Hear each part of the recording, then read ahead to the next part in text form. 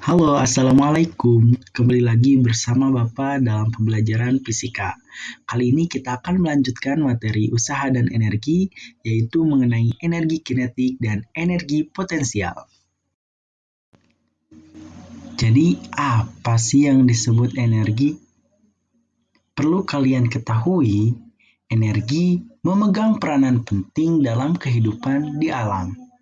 Manusia, hewan, atau benda dikatakan mempunyai energi jika mempunyai kemampuan untuk melakukan usaha, sehingga energi dapat diartikan sebagai kemampuan suatu benda untuk melakukan usaha atau kerja. Energi tidak dapat diciptakan maupun dimusnahkan, tetapi energi dapat diubah dalam wujud lain sebagai akibat adanya usaha. Berbicara mengenai energi, energi itu memiliki banyak macam. Akan tetapi di sini kita akan membahas dua macam saja. Yang pertama, energi kinetik, dan yang kedua, energi potensial gravitasi. Let's go! Oke, yang pertama kita akan membahas mengenai energi kinetik. Apakah kalian pernah mendengar istilah ini? Oke, jika belum, kita akan membahas bersama. Energi kinetik didefinisikan sebagai energi yang disebabkan oleh pergerakan suatu benda yang memiliki massa, sehingga benda tersebut dapat bergerak dengan kecepatan tertentu. Benda yang melakukan gerak mempunyai kemampuan untuk melakukan usaha. Nah, energi kinetik suatu benda yang sedang melakukan gerak atau yang sedang bergerak bergantung kepada kecepatannya, tidak pada arah kemana benda tersebut melakukan gerak. Nah, hal tersebut dikarenakan energi kinetik tergolong ke dalam besaran skalar. Oke.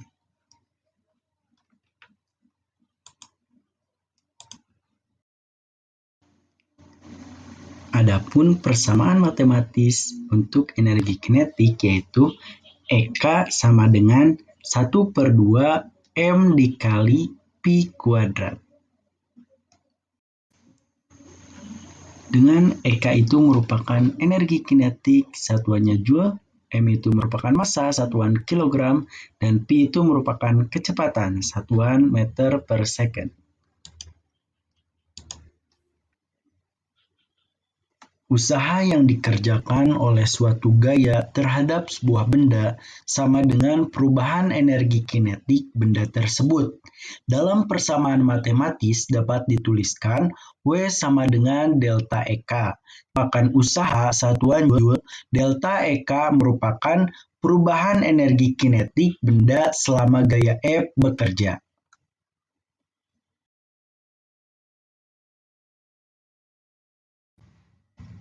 Nah, sebelumnya Bapak menyebutkan bahwa usaha itu sama dengan delta EK atau selisih dari energi kinetik. Kenapa sih bisa demikian? Dapat dilihat dari gambar berikut. Pengemudi beca mengemudikan becanya dari titik A sehingga berpindah menuju titik B. Kenapa hal tersebut dapat terjadi? Nah, telah dipelajari sebelumnya bahwa usaha dapat terjadi pada gaya konstan atau gaya yang berubah-ubah. Kedua jenis usaha tersebut memiliki kesamaan, yaitu adanya gaya yang bekerja pada benda sehingga benda bergerak, lajunya konstan atau memiliki percepatan. Nah, sekarang akan dibahas keadaan dengan resultan gaya F konstan atau F bernilai konstan. Nah, gaya tersebut bekerja pada benda bermassa M dan akan menghasilkan percepatan A. Yang menurut hukum 2 Newton, besar percepatan tersebut adalah A sama dengan F per M. Adapun persamaan besar perpindahannya sesuai persamaan perpindahan pada GLBB adalah S sama dengan 1/2A dikali Pi T kuadrat dikurangi Pi 0 kuadrat atau Pi akhir kuadrat dikurangi Pi awal kuadrat. Sehingga usaha yang dilakukan oleh gaya tersebut adalah W sama dengan F dikali S. Dengan F itu merupakan perkalian antara massa dikali percepatan atau M dikali A. Lalu dikali S. Kita masukkan S yang tadi, yaitu 1/2A dikali Pi T kuadrat dikurangi Pi 0 kuadrat. Sehingga W sama dengan MA dikali 1/2A dikali Pi T kuadrat dikurangi Pi 0 kuadrat. Nah, sekarang kita coret nilai yang bisa dicoretnya yaitu A. Lalu semuanya dikalikan dengan M, sehingga W sama dengan 1/2 dikali M Pi T kuadrat dikurangi 1/2 M Pi 0 kuadrat. Kalian telah mengetahui bahwa usaha adalah proses transfer energi melalui gaya sehingga benda bergerak. Ketika benda bergerak, benda memiliki kecepatan dan menghasilkan energi kinetik. Berdasarkan persamaan sebelumnya, atau W sama dengan 1/2 M Pi T kuadrat dikurangi 1/2 M Pi 0 kuadrat. Nah, energi kinetik dapat dinyatakan dengan EK sama dengan 1/2 MP kuadrat. Dengan EK merupakan energi kinetik, satuannya Joule, M merupakan massa benda, satuan kilogram, Pi merupakan kelajuan benda, satuan meter per second. Sehingga dengan demikian, W sama dengan EK2 dikurangi EK1. Jadi, usaha yang dihasilkan gaya resultan pada partikel tersebut sama dengan perubahan energi kinetik partikel, atau W sama dengan delta EK. Nah, persamaan ini dikenal dengan teorema usaha energi untuk partikel.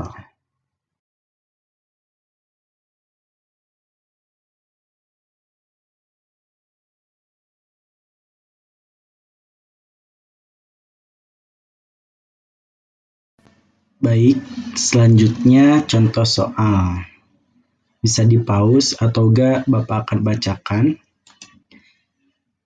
Kamu ingin membantu ibumu untuk membelah buah kelapa menjadi 2 bagian, yang nantinya daging buah kelapa tersebut akan dipisahkan dari batoknya untuk keperluan memasak. Cara yang dapat digunakan untuk membelah buah kelapa yakni dengan menggunakan pisau yang tajam. Nah, terdapat 2 jenis pisau yang ada di rumah. Yang pertama, pisau berukuran besar, dan yang kedua, pisau yang berukuran kecil. Kamu menginginkan agar kelapa itu langsung terbuka. Sebaiknya kamu menggunakan pisau yang besar atau yang kecil. Jelaskan.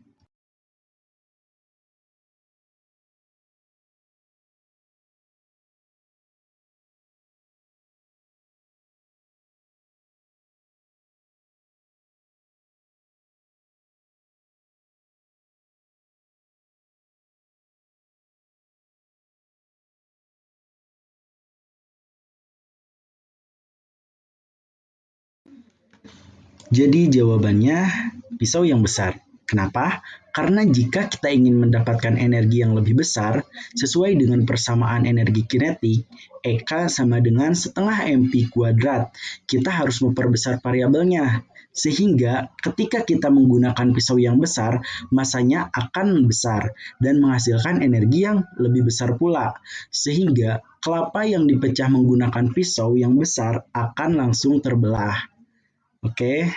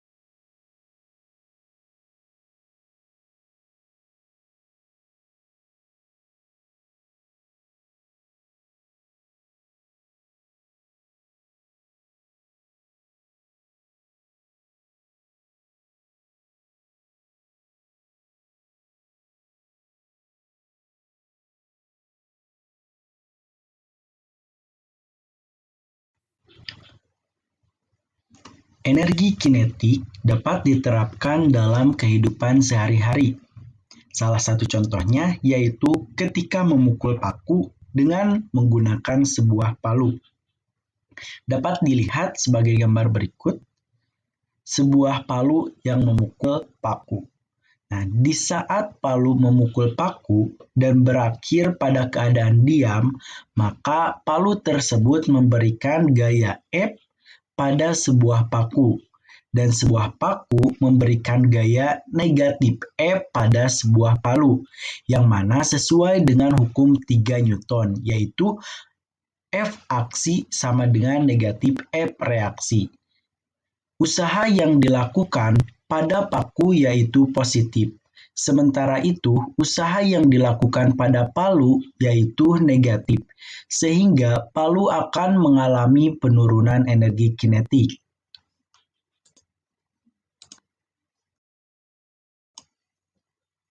Oke, sekarang kita akan masuk ke nomor selanjutnya, yaitu mengenai energi potensial gravitasi. Jadi, apa sih yang dimaksud dengan energi potensial?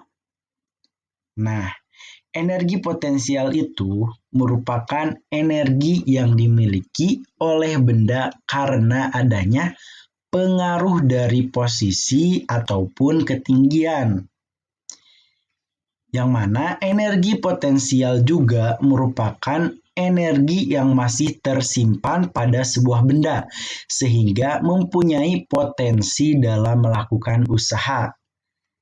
Nah, semakin tinggi kedudukan sebuah benda di atas permukaan tanah, maka akan semakin besar energi potensial yang dimiliki sebuah benda tersebut.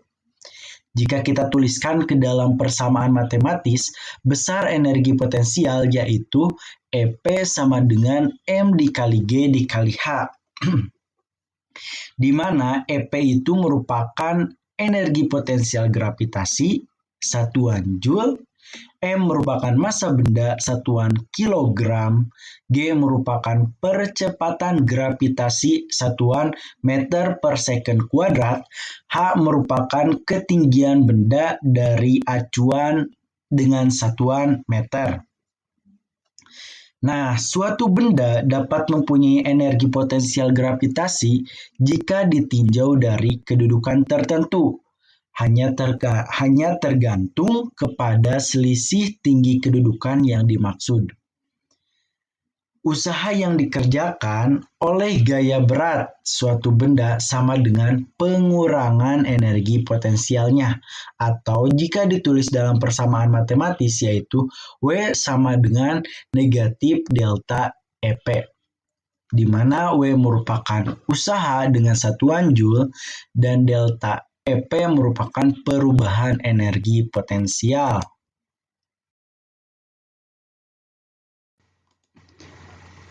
Bentuk energi potensial yang terdapat di alam salah satunya yaitu energi potensial gravitasi. Energi tidak dapat diciptakan dan tidak dapat dimusnahkan, tetapi dapat berubah dari suatu bentuk menjadi bentuk yang lain. Demikian juga energi potensial gravitasi yang sering ditemukan dalam kehidupan sehari-hari. Salah satu contohnya yaitu ketika sebuah batu kerikil dilemparkan secara vertikal atau dilempar ke atas, energi potensial tersebut terbesarnya yang dimiliki batu adalah ketika batu mencapai ketinggian maksimum.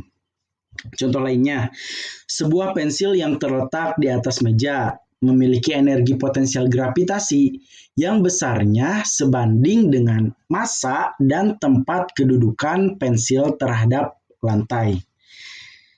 Nah, ketika pensil kalian sentuh dan kalian biarkan jatuh ke lantai, gaya berat pensil melakukan usaha sehingga pensil berpindah posisinya dari atas meja ke lantai. Besar energi potensial gravitasi yang dimiliki benda-benda pada contoh tadi bergantung pada kedudukan benda tersebut terhadap acuan tertentu. Nah, contoh lainnya dari gambar berikut, yaitu untuk mengangkat seekor ikan yang beratnya W setinggi H, usaha yang dilakukan Pak Simbolon yaitu W sama dengan F dikali H dengan arah gaya searah perpindahan benda. Jadi usaha yang dibutuhkan Pak mengangkat ikan setinggi H adalah W sama dengan M dikali G dikali H. Dengan M merupakan massa benda, G merupakan besar percepatan gravitasi, tadi massa benda satuannya kilogram, G satuannya M per second kuadrat, dan H tinggi benda satuannya M. Benda yang berada pada ketinggian H seperti ikan ini, dari titik acuan memiliki energi potensial untuk melakukan usaha, yaitu sebesar M dikali G dikali H. Jadi, benda memiliki potensial gravitasi yang besarnya EP sama dengan M dikali G dikali H. Benda di sini yaitu ikan tersebut. Jadi, energi potensialnya itu sebesar M dikali G dikali H.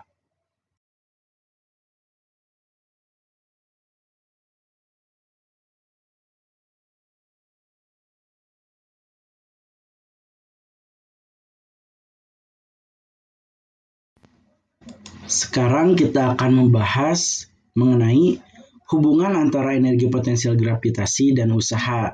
Bisa diperhatikan gambarnya, yaitu sebuah benda yang diangkat oleh gaya dorong F tangan, sebuah benda diangkat oleh tangan yang punya gaya sama dengan M dikali G, yaitu massa dikali gravitasi. Dari posisi Y1, Y1-nya dari bawah ke Y2 menuju ke atas. Jadi benda tersebut diangkat sama tangan dari Y1 menuju Y2. Nah, arah vertikal ke atas pada sumbu Y ditetapkan sebagai arah positif. Jadi ke atas itu arahnya positif.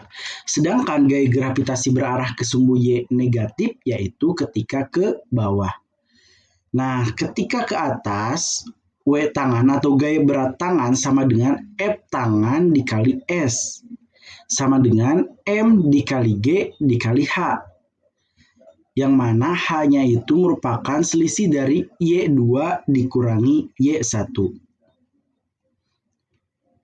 Nah, usaha tersebut didefinisikan sebagai perubahan energi eksternal pada tangan, yaitu EP eksternal. Sehingga delta EP eksternal sama dengan EP2 energi potensial 2 dikurangi energi potensial 1 sama dengan W eksternal sama dengan M dikali G dikali Y2 dikurangi Y1.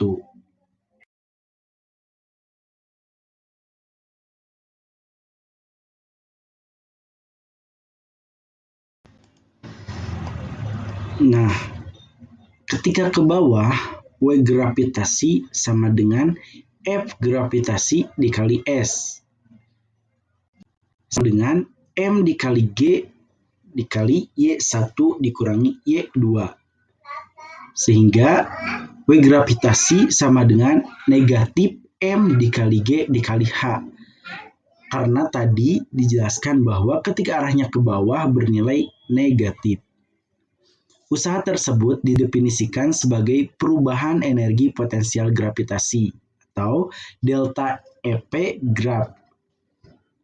Delta EP grav atau perubahan energi potensial gravitasi sama dengan EP2 dikurangi EP1 sama dengan negatif W grav sama dengan M dikali G dikali Y2 min Y1.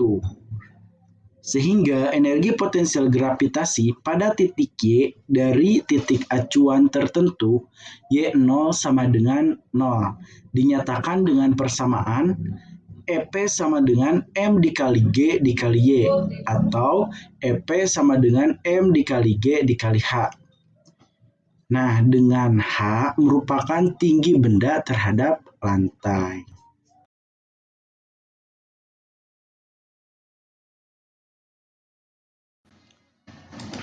Selanjutnya, usaha yang dilakukan oleh gaya pada benda pada ketinggian H dapat dilihat seperti gambar A dan gambar B. Di sini Pari dan Samuel sedang memindahkan balok yang bermassa sama ke ketinggian H. Nah, Pari sesuai gambar A memindahkan balok menggunakan bidang miring, sedangkan Samuel di gambar B memindahkan balok menggunakan katrol. Nah, menurut kalian, samakah usaha yang dilakukan Pari dan Samuel terhadap balok tersebut? Nah, untuk lebih lanjut kita bahas. Untuk gambar A, panjang lintasan yang ditempuh atau S membentuk sudut alfa terhadap bidang horizontal. Dengan demikian, usaha pada lintasan miring W dari titik A menuju titik B yang dilakukan Farid yaitu, nah di sini sesuai persamaan W sama dengan F dikali S, karena W-nya dari titik A ke B, maka WAB sama dengan F dikali S. F di sini menggunakan persamaan M dikali G karena terdapat gaya berat di sana. Nah, untuk S, karena perbandingan dari ketinggian dan sudut alfa, maka S-nya itu H per sin alfa. Kita kalikan sin alfa.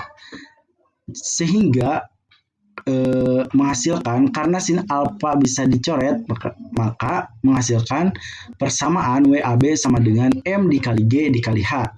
Nah, adapun usaha yang dilakukan Samuel di gambar B untuk memindahkan balok ke ketinggian H menghasilkan lintasan vertikal sepanjang H itu sendiri. Dengan demikian, usaha yang dilakukan Samuel adalah W sama dengan F dikali H.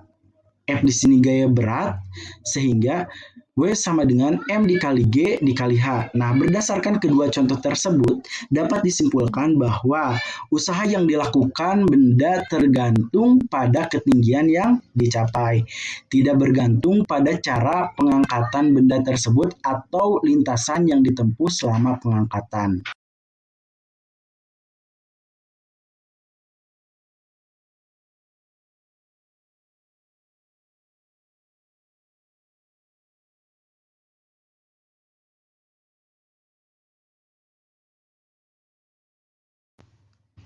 Ada 3 kemungkinan harga W atau usaha, yaitu sebagai berikut.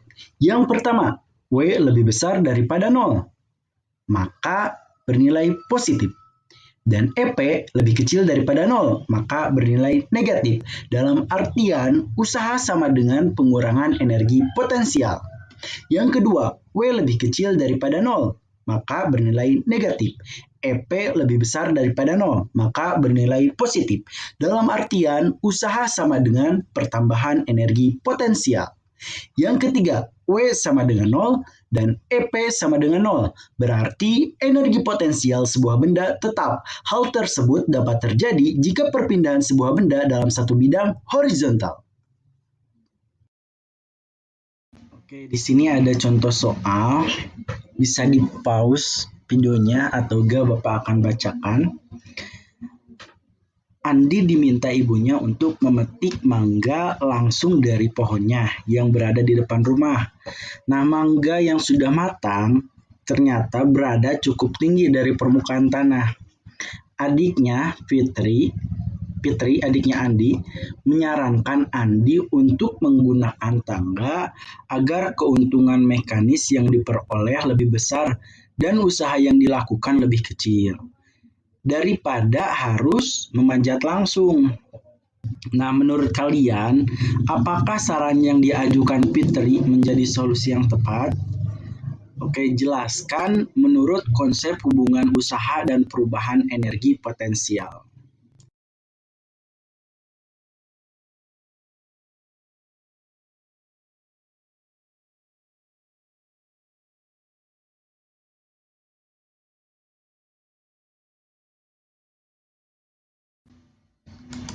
Nah, jadi jawabannya yaitu saran yang diajukan Fitri kurang tepat. Kenapa? Karena meskipun terdapat perbedaan nilai keuntungan mekanis antara memanjat pohon mangga secara langsung dan memakai tangga, namun menurut konsep fisika, usaha dan perubahan energi potensial memiliki besar yang sama, sesuai persamaan W sama dengan delta EP. Nah, mangga yang ingin diambil memiliki ketinggian yang sama, baik menggunakan tangga maupun memanjat langsung. Artinya, usaha yang dilakukan Andi akan sama besar jika menggunakan tangga maupun memanjat langsung. Nah, hal ini menunjukkan bahwa penggunaan tangga hanya berguna untuk meringankan suatu pekerjaan. Dapat dipahami? Oke.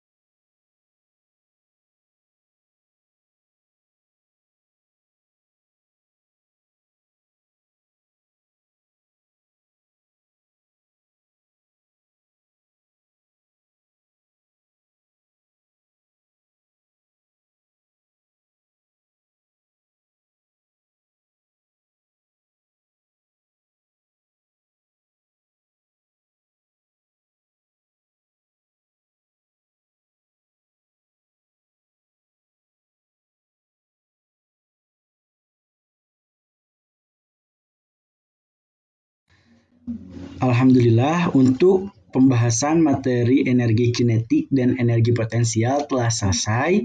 Selanjutnya, silakan dipelajari LKPD yang telah diberikan, bisa diisi sesuai pemahaman. Untuk lebih lanjutnya, kita akan bahas secara langsung. Terima kasih dari Bapak. Dicukupkan sekian. Mohon maaf apabila ada kesalahan. Assalamualaikum warahmatullahi wabarakatuh.